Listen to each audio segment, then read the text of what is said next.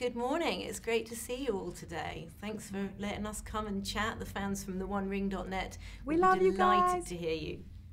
Orlando, I wanted to ask you first. We talked a little bit on the red carpet the other night about that it was kind of a surprise for you to come back to Legolas after all those years. What did you do to find your way back to that character? It was when I got to New Zealand the first time. I did a little bit of movement training with Lee, actually, didn't we? We started off, but it was sort of back into movement training, archery, horse riding, and doing all of that stuff, working on the dialect of the Elvish. It was kind of like, it's like a little mini training program, and it all kind of came flooding back, which was a relief. Although I was really nervous about it, actually, much more nervous about stepping back into Legolas than anything else that I could imagine, in a way. And I think because, yeah, I was because it's, you know, there's so much pressure on all of us in a way to sort of deliver these characters, well, especially Legolas to the is fans. very like, loved, yeah. Yeah. So it was, and it was 10 years later, and was I still going to have that light tread of foot and, you know, the elven quality, or is the elven quality just like? Does it look like I've got a stick up my ass? Because very possibly it's kind of an elven quality. Like that. That's sort of what we do. We just, yeah. Did you two ask Orlando about, like, where do you find these elves from? Did you chat to him about that elven quality? Mostly. Go ahead. Oh no, I did. We did. We talked a lot because Orlando had to, you know, as part of the, you know, the original.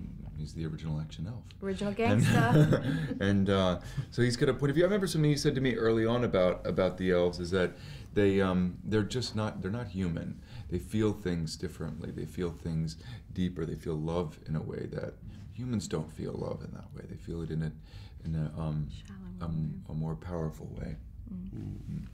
I was mostly deferring to Orlando when the crazy creative genius chaos of Peter's mind and way of filming would get to me, and I would go, this is chaos, I don't have any, is it gonna be okay? And he would always calm my fears and waylay them by saying, you know, trust me, as somebody who's been here, done that, you can put all your faith in Peter, and it might feel crazy right now and it might feel confusing, but he knows what he's doing.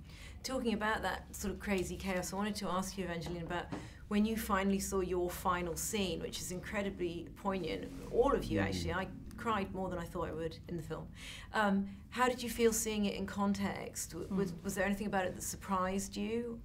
You know, I think what surprised me was, because I was very confused about the whole sequence of events through the Battle of Five Armies. I didn't really understand where I was and what I was doing most of the time. So to see it in context was a big surprise. To understand that I was sort of a far ways away from the battlefield clarified a lot of questions I had. And there was a moment where Tauriel is looking for Keely and she's trying to get to him, and she stops to challenge her king. And I felt surprised that she stopped. I felt like, go, you know, just don't stop, go get him, go save him. And I was a bit surprised, you know, there's just, it's amazing to not really have a clue what you're creating and what you're doing until you see it on the screen. It's a wonderful gift. As an actor, it helps you just enjoy the film. As an audience member, be surprised by it, sort of get immersed into it. It's fantastic. When you trust Peter. Yeah. Well, thanks, guys. Thank it's you. a real pleasure to talk to you all today. Thank you very much.